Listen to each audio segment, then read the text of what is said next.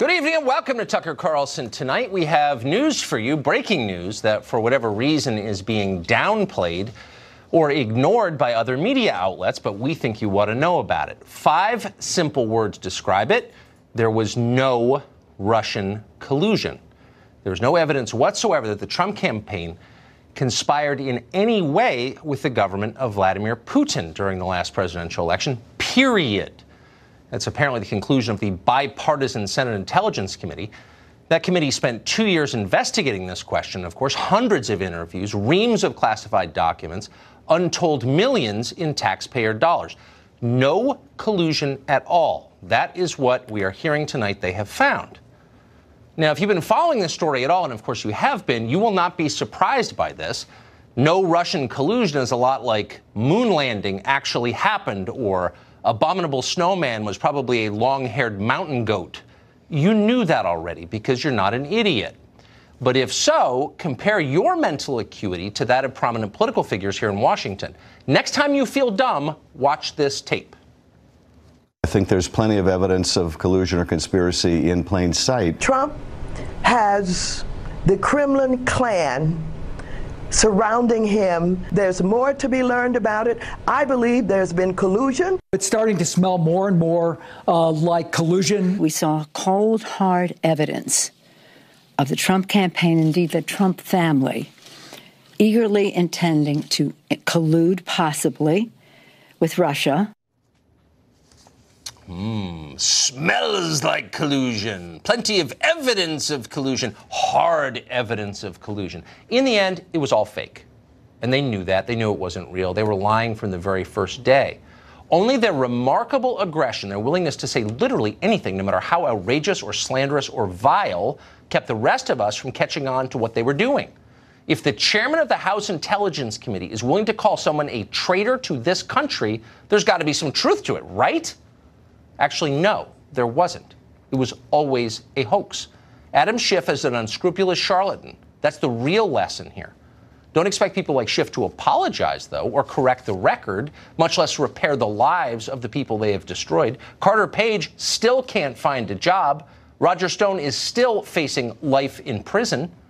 Meanwhile, Schiff's PR team on the other channel continues like none of this ever happened.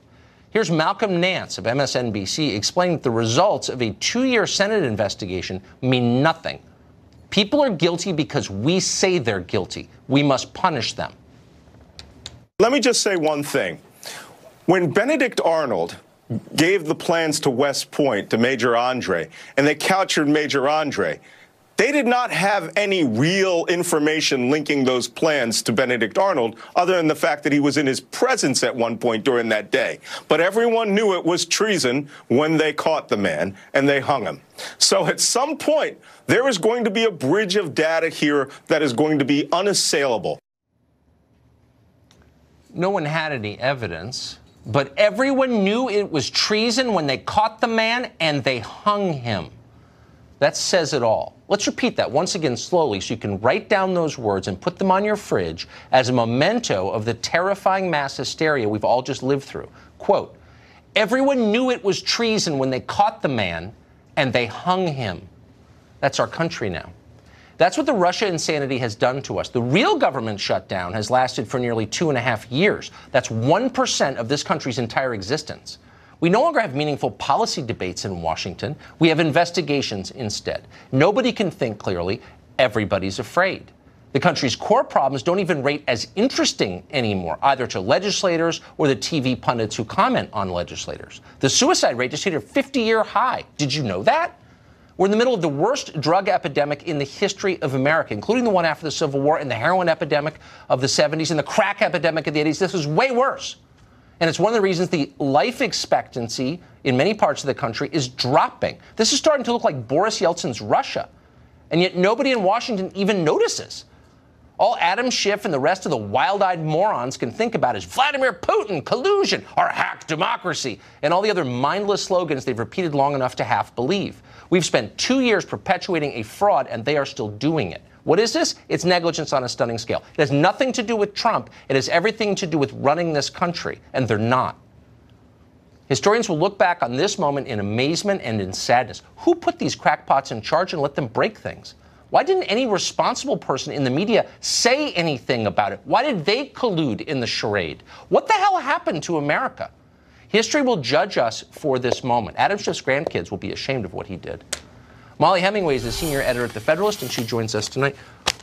Sorry to get all huffy there. It's just, you have to think that if a story breaks that the chairman of the Senate Intelligence Committee, which has spent 2 years looking into this, says there's no evidence of collusion, that's got to be front page news, and that's got to spur some sort of soul searching on the part of everyone who's been repeating the lie, but no. Right. Every day or every couple of days for 2 years, we've had this Russia collusion conspiracy spread and pushed by compliant people in the media. No matter how small an item was, it was pushed as evidence of some grand conspiracy. Then you have the Senate Intel Committee coming out and saying what the House Intel Committee already said. There's no evidence of collusion. There's no evidence of this thing that sidelined an incoming administration, that completely took the Attorney General out of commission until he was finally let go. That, you had just all of this hysteria, and we're not even going to cover it, and we're not going to mention it after pushing this story for several years.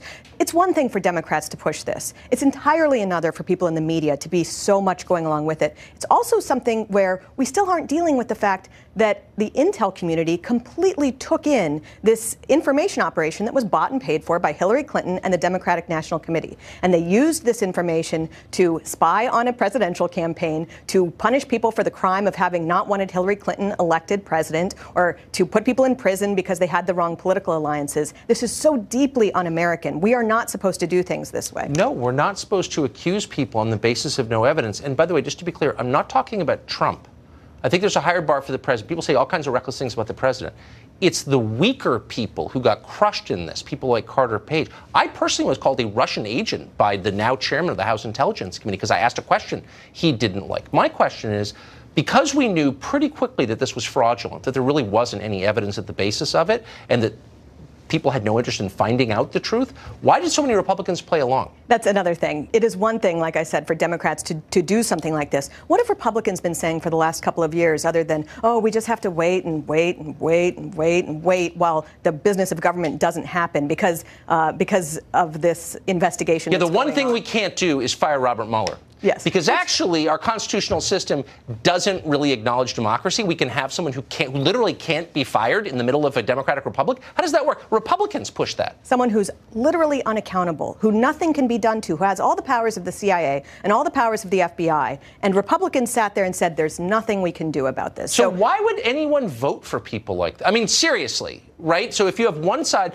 that's perpetuating what is a transparent fraud and causing the wheels of government to grind to a halt, and things like a rising suicide rate to go unacknowledged because no one has the disk space left to think about anything but Russia, if you're playing along with that, why would Republican voters vote for you? Right. I think it's one of the sad things about the current moment that many people who are in positions of power who are Republican fear the media, or they fear their peer group more than they care about upholding rule of law, or they care about having a functioning republic. Their minds are not free. They spend all day trying to avoid being criticized by people who hate them for reasons that are not even related. And that's literally, they are ruled by their enemies. Their enemies live in their heads and control all of their behavior. But they have a responsibility to Americans. You they think? Serve in these positions of power because we expect them to have to take their leadership and their role very seriously. It doesn't sound like they take this seriously, and to not have been asking the important questions about this as things just went crazy for year after year, and then to pretend now what everyone's doing is pretending like they didn't do it. They're all trying to pretend like they didn't push this Russia conspiracy theory as it starts to fall apart. I think, yeah, I agree. Thank you, Mollie. Great to see you. Julian Epstein is a former chief counsel of the House Judiciary Committee, and he joins us tonight. But Julian, in addition to everything I've just been ranting about, and I try not to rant, I'm not a ranter by temperament, but this, I spent the first 3 months trying to take this seriously, okay? And it's not serious, clearly. But we have just completely changed our relationship as a nation with Russia, declared them an enemy, have moved toward war with them on the basis of a story that's fraudulent. I think that's overstating it, but I am sympathetic to the notion that the problem with our politics is that both sides, and the media aligned with both sides, tends to get out in front of the facts. Yeah. Here. Now, I think collusion is a bad word, because collusion is not a legal word. I mean, you and I sitting here, we're colluding for a television show. It doesn't mean anything. The question is conspiracy to violate the criminal laws. There's no question in anybody's mind that the Russians violated criminal laws on election interference, the computer hacks and the illegal foreign expenditures. There's no question that those were criminal violations. The question has always been whether Trump or those around him conspired with the Russians on those two criminal actions. And I've said on this program before, I've said all year, that there's no evidence of that. But then, so this is what's hard for me. So look, there are always going to be fringes. There are in both parties. You pointed that out, and I agree with you. So I'm one of the few people, I'm not always jumping on Maxine Waters because I don't think she's a serious person, actually. She's an outlier. I think the chairman of the House Intel Committee is. I think the Speaker of the House is. Those are serious leaders of the Democratic Party, and both of them, you just saw the tape we played, accused the president and those around him, his family, of collusion, a non-crime. How irresponsible is that? So there's a political Rorschach test that's going on here right now. Both sides see it very differently. And what the Republicans see, and I understand why they see it this way, is what I just said. There's no evidence that Trump or anyone close around him conspired with the Russians to either hack computers or accept illegal foreign expenditures in the election interference in 2016. That's true. On the other hand, the Democratic point of view is, well, there were over 100 contacts with Russians during the campaign. Everyone that's been asked about it has repeatedly lied about those contacts. There were discussions about policy changes to favor the Republicans during the campaign. There was a request from Donald Trump Jr. and others to get dirt on the Clintons. There was a direction from the campaign to find out what the dump was going to be from WikiLeaks. So there's kind of a lot of circumstantial stuff on the other side. Okay. And I think Oswald was in Mexico City before the assassination. But does that mean the Mexicans did? Where we ought to be, if we want to find common ground, is where we ought to be. And I think the Washington Post had a poll on this today, is that Mueller is, I think, going to do a far more extensive investigation than the House. Okay, but simple question. Let's have that report be public. Okay, that's okay. Whatever. Whatever. At this point, no, but it's not whatever. That's the facts. No, but those are the facts. No, this is a prosecutor's allegations. These are not the facts. A prosecutor comes up with a case which is not proven. It is a case, like the kind that I make every night on this show. They're not the facts. It's a position. I'm just wondering if we can have an apology from the Speaker of the House and the Chairman of the House Intel Committee for saying things that were not true and that divided the country and made people afraid and paranoid on the basis of no evidence. Well, you have to ask them how they want to respond to that. I think they would probably tell you that I'm not certain that the Democrats and Republicans are going to agree on the Senate Intelligence Report. I think there'll be a dissenting view on the Senate Intelligence Report for starters. But secondly, I think they will also tell you that Mueller will go far beyond what the Senate Intelligence Committee will find in terms of his investigative ability, his subpoena authority, his ability to go overseas.